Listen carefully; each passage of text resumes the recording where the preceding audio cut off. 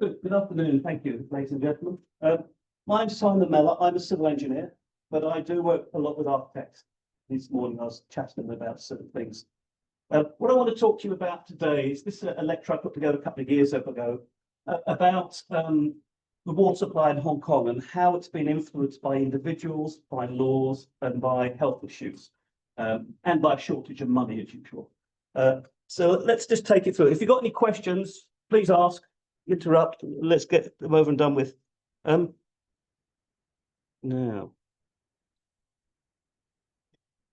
how do we make this go? Not down? Oh yeah. Oh, side. Yeah, side. Which means Okay. All over at first level.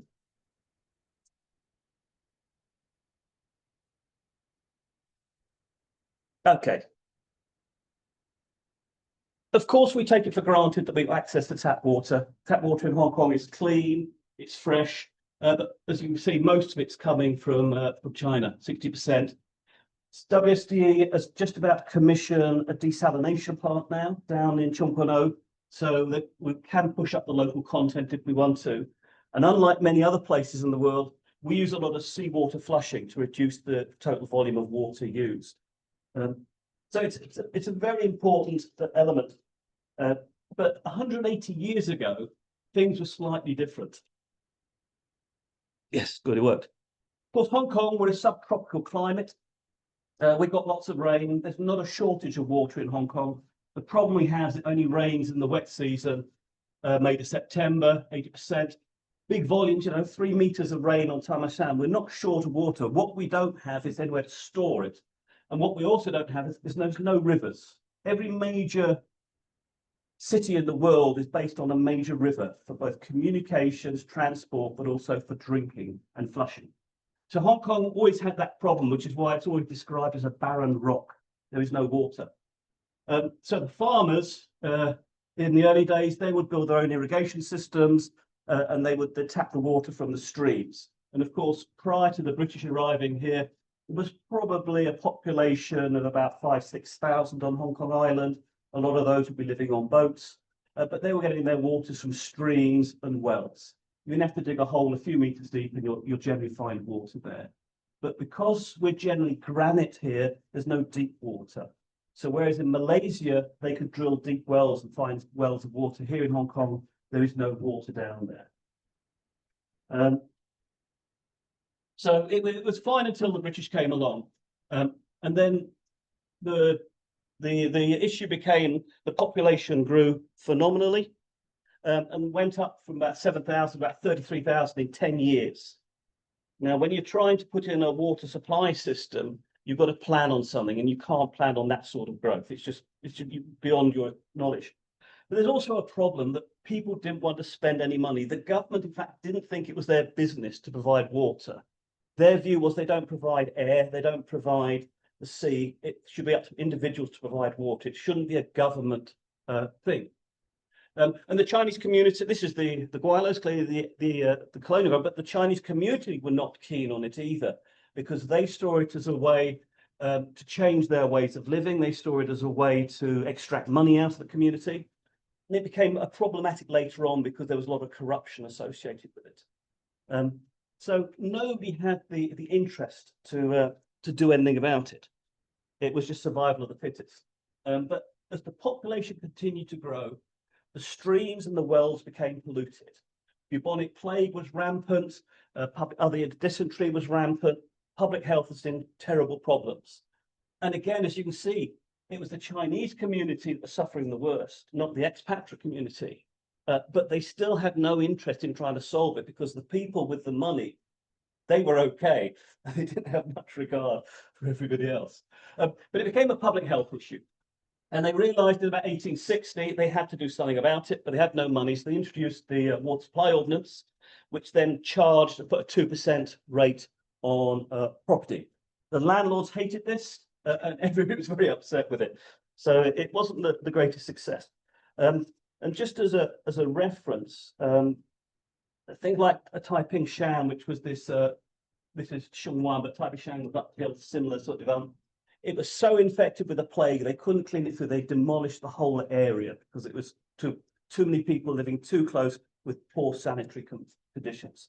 So the whole thing was knocked down. With the change of governor in 1859, Sir Hercules Robinson of Robinson Road came in September 1859. He realised how important public health was. And within a month, in October, he had a competition to see if anybody could solve this problem, solve the water supply problem. They had 3 submissions. I don't know who 2 were from, but one was from a guy called Hercules Robinson, who was worked for the Royal Engineers. He was an engineer, but he wasn't an officer or anything. And he proposed the idea of building a reservoir at Kowloon. And his reservoir was going to be about 300 million gallons. Apologies, gallons is an old term for meters and cube. And that would then support a population of about 60,000. But as you can see, 60,000 you're already getting to by mid-1850s. So even the time they were doing it, 60,000 wouldn't have been big enough.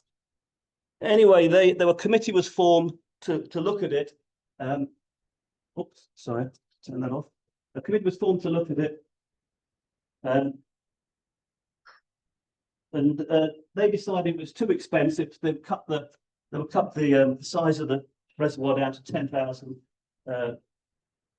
meters cube.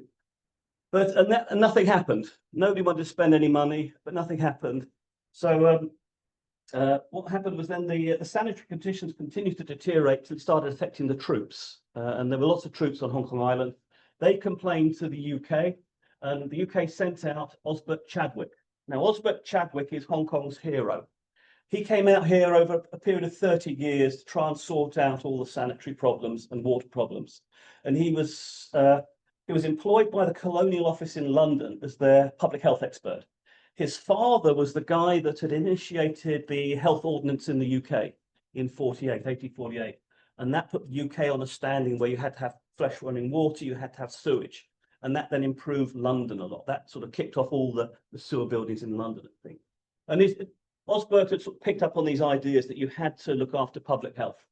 And so he came out, and his recommendations were a sanitary board to look after, establish standards and manage things, redesign the houses to get fresh air in there. You had toilets, you had running water. So yeah, I've got that. And so this was his ideal of what the housing should sort of look like in terms of space. Again, there was resistance to change. Nobody likes change, and particularly nobody likes change that's going to cost money. And Sir Kai Ho Kai, and this is the Mr. Kai of Kai Tak, he would later buy the land that they built the airport on. He was also a prominent physician, so he should really understand it, and a father of 17, so clearly he had things to do. But he didn't want to. He didn't think it was a good idea to be spending these monies and introducing these laws, which would control people's personal lives and influence what they do. But he was overruled.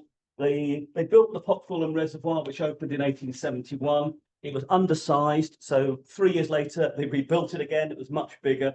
Even by the time that was open, it was undersized. It still couldn't support the Hong Kong Island. And as you can see, basically every 10 years they had to build a new reservoir to try and catch up. And they never could. They never did catch up. So if we go across the water to Kowloon side, Kowloon Peninsula, when the British took Hong Kong Island, they didn't take the peninsula. There was discussion about trying to get it. So in terms of security, there's a fort here, there's a fort here, there's a fort up here. And if the British were parked in the bay there, these forts could shoot out onto the British. And so they thought they needed to take it for military purposes, but they couldn't get it. So instead, they went and had a word with the soldiers there and took the big guns away from them. And everybody was happy, effectively. But when they got the peninsula in 1860, they first rented it. It was a rental agreement. And it was rented by the military, effectively. So the military, this was the military plan for Kowloon. They were going to build all their accommodation units here. They had rifle range down here, and this was going to be a military playground, effectively. And then when the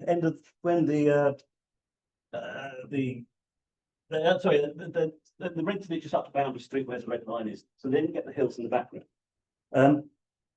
One of the other reasons they wanted it is the military were very concerned that the French were expanding their influence at the time, and they were concerned that the French might take it and again pose a military threat to them. So when they got the peninsula, they then got it in perpetuity following the Peking treaty of whatever it was, October 86, 1860, which gave them in perpetuity. And they basically put 2,000 troops were camping there, and they were camping down in this area here initially, whilst they were going to build up all their things. But there was a big disagreement between who was going to run the peninsula. Was this a military camp, or was this part of the civilian infrastructure? The Hong Kong government wanted to take it over and wanted to run it and encourage it for the Chinese population to go and live there and develop there. And they, because the Chinese had money, they wanted them to put the money and investment in. And it took them 4 years to resolve who was going to get it and who got the which bits of land. But by 1864, they sorted it all out. And as you know, if you go down to Kowloon now, there's still big chunks of military land down there. But they have receded back. And so they started and moved in. Now, there were at the time, clearly people living there. And the population was focused really around Mong Kok, Yau Ma Tei, Tsim Sha Tsui, and Hong Kong. And Tsim Sha Tsui was the sort of commercial centre. The British ships, when they would come in, they would go to Tsim Sha Tsui to go and buy food and things. There was good farmland all around there. The farmland was much better than on Hong Kong Island. But within 10 years, the population had grown to about 13,000. And again, they were struggling water supply. So Chadwick had come over and he had recommended a scheme in 1882. And his scheme was to do, these are the hills at the back of Kowloon. And if you swung over that way, it would look more like that, some round hills.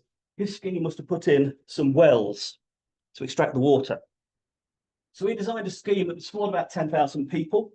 We can already see 10,000 not going to be enough, but that's what the scheme was. So in 1891, he undertook a number of trials and he excavated 3-metre deep round holes, let the water fill in, then pumped the water out to see how much you could pump out without the water level going down. So from that, he knew how much water was in the ground. So in the final proposal from 1892 was to establish 3 wells. So we had the 3 wells up the top. I'll show you where they are on the current map. They were connected by pipeline to a pumping station down at Yau Ma Tei. And then there were 2 storage reservoirs, one at Yau Ma Tei and one in Hong Kong. And then from those, the water would then come down into the urban areas. And the system was commissioned in 1895, but clearly by then it was already undersized. But the dams, this is what the back of Kowloon looked like. You know, it's just low rolling hills. There were farmers working these areas, and when they turned them into water catchments, they had to get rid of the farmers because they didn't want animal feces, dead animals and things polluting the water supply. So they became water gathering areas. But well number 1 is just by the library. Well number 2 is up by the Mong Kok Waterloo Road. Well number 3 is down here on Wiley Road. And the pipes came down, say, to Yau Ma Tei, where there's a pumping station to pump the water out. So the actual detail they did was the water's landing, the rain's coming down onto the hills, comes down to the valley, and then it basically would come into streams or run through the ground, which was sandy, and out to the sea. So what they do is they put a dam across the bottom of the valley here using clay. Clay is impervious, so it will stop the water running away. And then, so they then put pipes in the ground and with a well, and so they would fill up, and then they could then pipe the water down to the sea.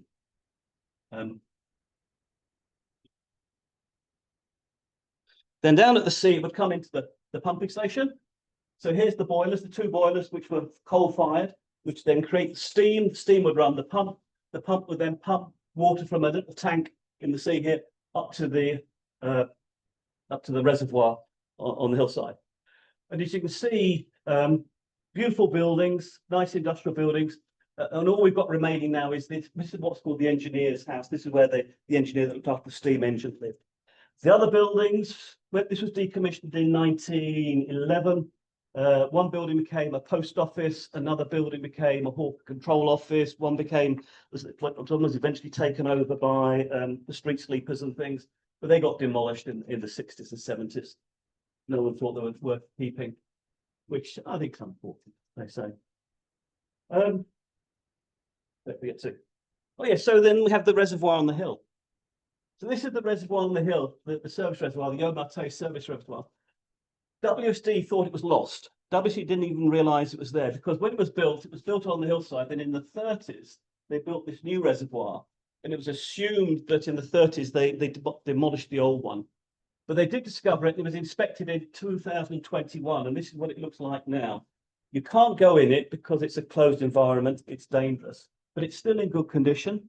It's still there, and WSD are now trying to work out what to do with it, because it's now got a protected status on it.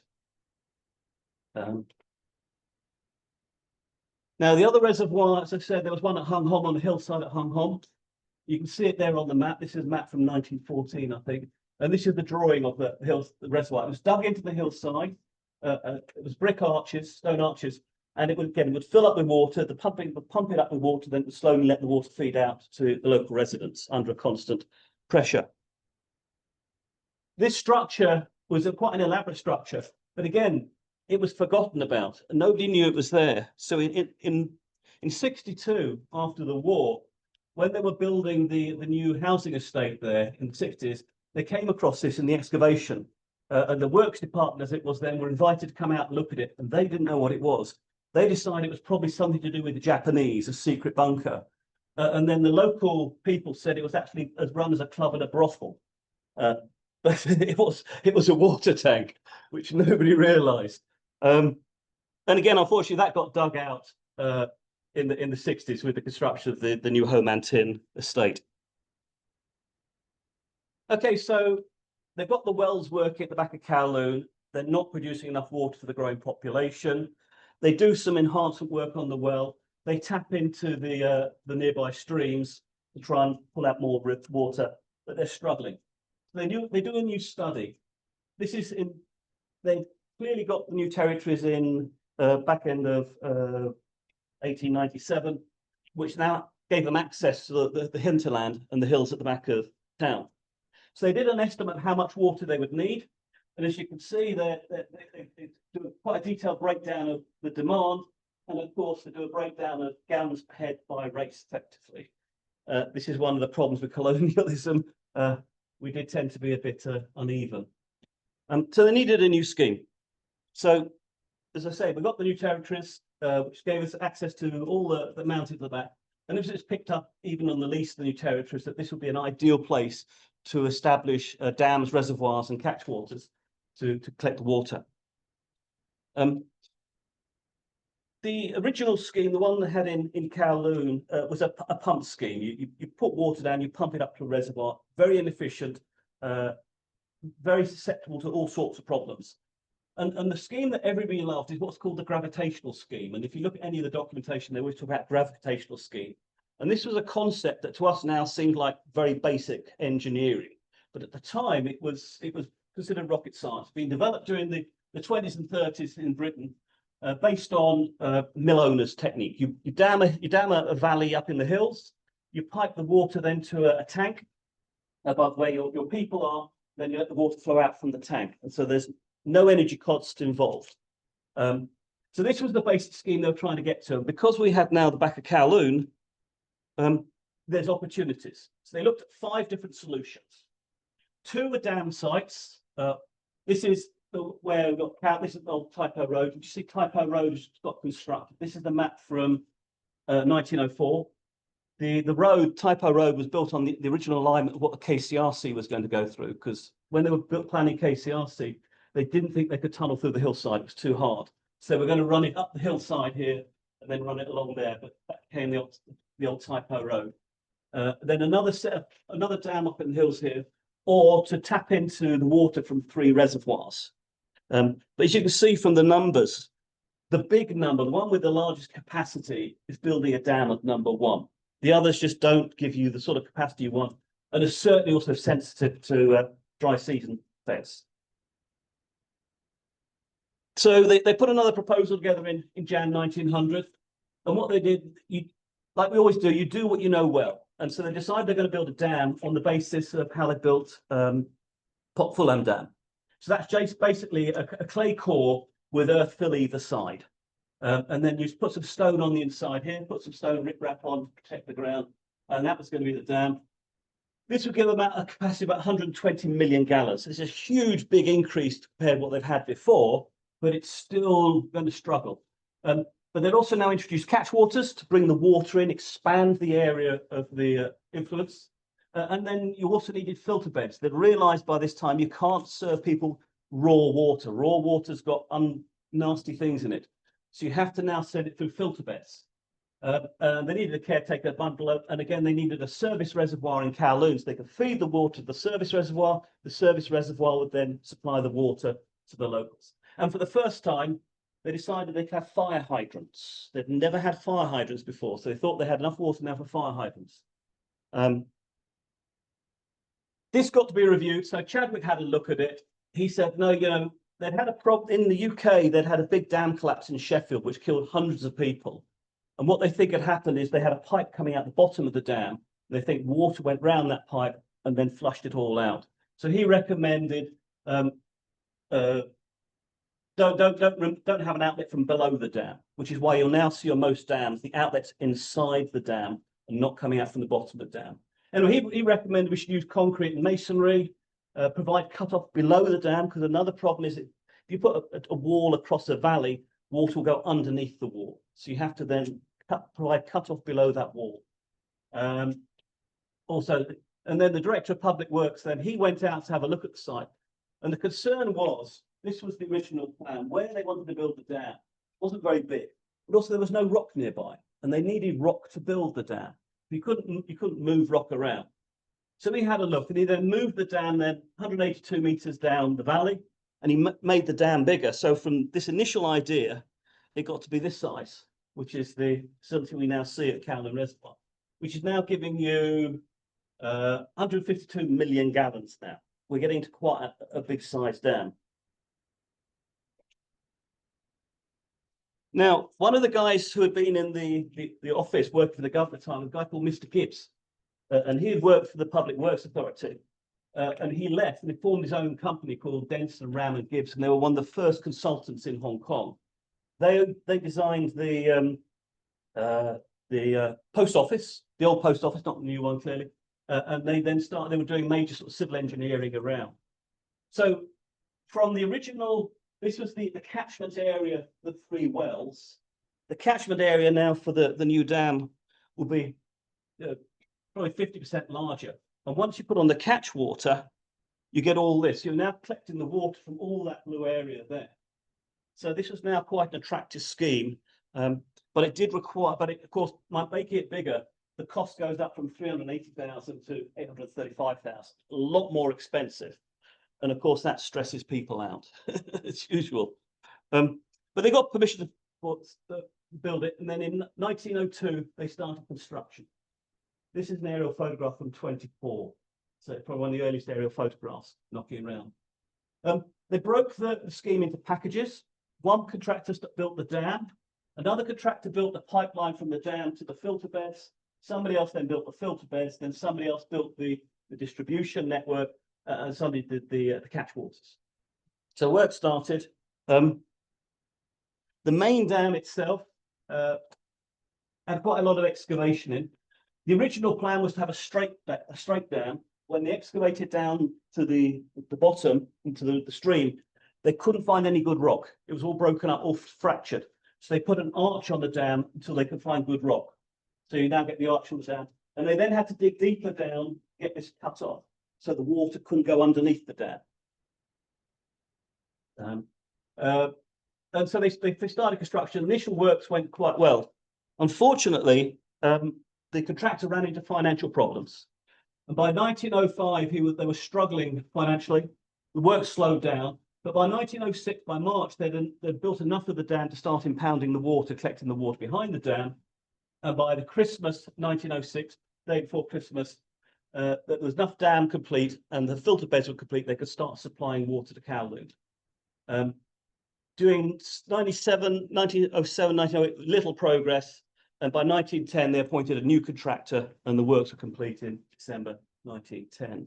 You can just see this line here, that line there, that's where the first contractor hands over to the second contractor. So the main dam now, this became the largest dam in Hong Kong, 374 million gallons. It's a big dam. It's a beautiful dam if you're going to look out to it. It's constructed basically with concrete on the inside and stone on masonry stone on the inside, and then rubble masonry on the outside. And then associated with the main dam is the bywash, and this is basically where the overflow goes. This is the overflow. So when the water fills up, if it gets too full, it overflows here and runs down there, bypasses the dam. Originally, there were some iron sluices there, but they've been replaced with stone and concrete. Then you have the filter beds.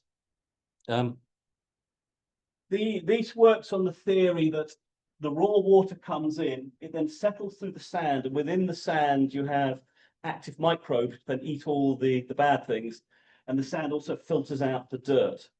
Particularly in these reservoirs, because the water's getting washed in off the hill, you get a lot of sediment in there, and particularly after heavy rains, it's a problem. And so the sand cleans it through, and then come out through broken stone, and that's your fresh water that everybody can drink. They initially built 3 settlement beds with 3 more for the future. And as you can see, although it opened in 1895, by 1916 they were having to put more in as it was coming things. One of the problems they had was supply chains. We take it for granted now you can order stuff and it just turns up. Everything for the construction here had to come out of the UK, basically. The UK was the only supplier of construction materials. There was nowhere else in Asia at the moment that had construction materials. Japan hadn't modernized. There was nothing up in China. There was nothing. So everything came from the UK. So all the pipe work they needed for this, it came late. And so they actually made timber replacement components out of wood until they could get the metal work from the UK to complete it. So then there's a rock tunnel that goes to the hillside. This would have been constructed with a drill and blast to take the water to basically the old Typo Road. And then the road followed the old Typo Road down, a 450 diameter water main. Now, at the same time, catch waters were going in. So if you know the dam at all, there's a catch water that runs side around this mountain. It's about 3-4 kilometers long, 3.3 kilometers. Sorry, 3.2. And then that was further extended in 1925, another 3.3. Again, by extending the catch water, the amount of water you can collect comes in. There's a caretaker's bungalow built. It's a beautiful little bungalow if you ever got there. It was where the engineer lived, looked after the dam and the equipment. Then WSD used it for some of their senior people. It's now just been abandoned, and unfortunately, it's falling apart. Then there was also the Lai Chi Kok boat supply. Hong Kong was a great transshipment centre. Boats were coming in and out of the territory all the time. They needed to fill up with water. So they came down to here, and there were some pipelines that filled up. Again, they commissioned this in the same time as the main pipeline, but the pipes were too small. So within 3 months, they had to upgrade the pipes and upgrade the own filter system. Otherwise, the boat people were complaining. The pipeline then basically followed Typo Road down, came into Yermonte to what was called the Kowloon Tong tank. And the tank was put on a local hill. And from there, then all the water used the existing supply network from the old system to supply all the houses. You can see the area is getting much more built up now since 1913, Matt. A lot more people moving in. The tank was 46 meters diameter. Probably on the next slide. The tank's about 46 meters diameter, 6 meters deep, and it was awarded to a local contractor. 12-month construction period. The works were going really well. They were ahead of program, and they were offered the contractor more money to finish early, but he struggled towards the end, and he didn't finish. In fact, he finished a little bit late. But the project was finished, and it was finished in time for the opening of the water supply from the reservoir. The tank was later modified in 52. Because up to 52, it had been a storage tank, water went in, it drained out. In 52, it was converted what's called a break pressure tank. And that means that it just takes the pressure off because you can't serve your house with high pressure. And they did some renovation works to it, which were to improve it and give it a bit more lease of life. It's now getting on to 50, 60 years old. That tank was taken out of service in 1984, and it was adopted by the community as a bit of an area for exercise and space. And of course, WSD decided in 2022 they'll demolish it. And they started demolishing it. And then people realized what it was and how important it was and how beautiful it looked. So if you remember a few years ago, they knocked the roof in, and then people saw this structure, and there was a public outcry, and they stopped the demolition works. And then in March 21, it got a grade 1 thing. And as you know now, it's now become the Shamshu Post Service a public attraction. And it demonstrates to everybody industrial engineering, the importance of these things, and the beauty of the craftsmen that built this thing. Okay, so establishing a stable water supply for Kowloon gave everybody the confidence to build there, to move there. A lot of groups went there, started residential developments. A lot of factories went there because there was water available and there was land available. And so that water supply gave confidence to that whole area. But then, of course, it struggled. By 1921, the dry season, they were all running out of water. And so the water supply was just 3 hours a day in the districts because they didn't have enough water to get it round. The reservoirs were failing to fill because of the dry weather. So they needed to install new sources for Kowloon, but also Hong Kong Island. Hong Kong Island was now struggling. So Hong Kong Island, their restricted water supply, again, same as Kowloon. In 1921, there was restricted water supply on both sides of the harbour, 3 hours a day. So they had to quickly do some things. They built 2 more reservoirs within 2 or 3 years, Shetley Poo and Kowloon Bywash, which then brought the water volumes up. And that then everybody was a little less stressed. The problem was, though, that the population was still growing at a phenomenal rate. And so they had to do something bigger. So they went on what's called the Shingmun scheme. And the Shingmun scheme was to take an area around the Shingmun area, which is blue area, which is a much bigger. You compare that to these small areas here, it's huge, phenomenal quantity, but it's a much bigger engineering endeavor now. This is a huge endeavor. It requires a lot more infrastructure, pipelines, including the first cross harbour pipeline, and it required a new service reservoir on Hong Kong Island to distribute. So it was a major engineering undertaking. Now, the initial stage 1, they just put a little dam across the river because of the social consequences. And this helped, but within a few years, they still had to go and build the full dam.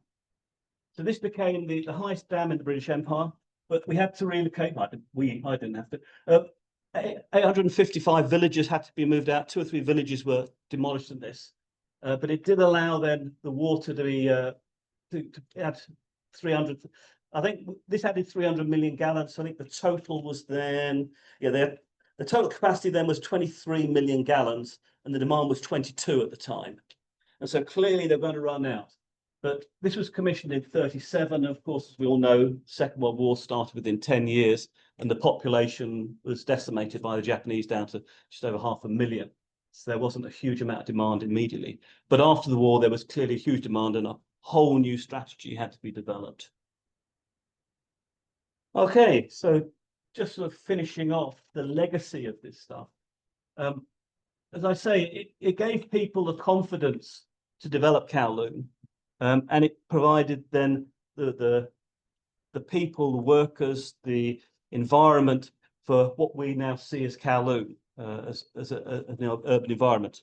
It also changed the surrounding environment. All these hillsides were barren. They were just dirt hillsides with very little on. And what was happening was when it rained, the water would come into the reservoirs, bringing all the silt in and clouding the water. And that couldn't go through the filtration plants. It would block the filtration plants. So what they did is they had the water from the catch waters, which was cleaner, they would send that through the filtration plants. So there was an extensive tree planting campaign. And interestingly, I spoke to somebody in WSD and said, you realise in 1915 there was this big tree planting campaign, and they didn't know anything about it. They thought tree planting started after the war. The other thing it did, it's introduced a new hobby for people. 32 boundary stones were erected around the reservoir, and these delimit the water catchment area. One side of the water goes to the reservoir, the other side they go elsewhere. And there's a dedicated group of people that are trying to find all 32 of them. They found 24 at the moment. They're not sure whether the others have been lost or they've just not found them in the bush, because there's no footpaths to these things. They just go around cutting trails into the stuff. And perhaps the most public thing is the monkeys. There's many stories about why there are monkeys there, but one that seems to make the most sense and came from a Hong Kong newspaper was that some of the plants contain this toxic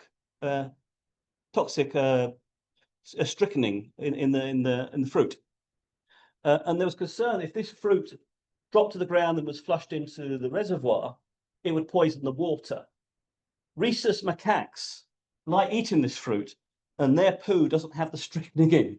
And the suggestion is they were introduced in 1913 to consume the plants. So here we see biodiversity and other things coming in. And of course, they've been a terror ever since. Okay, so after 117 years, the dam is still strong, it's still working.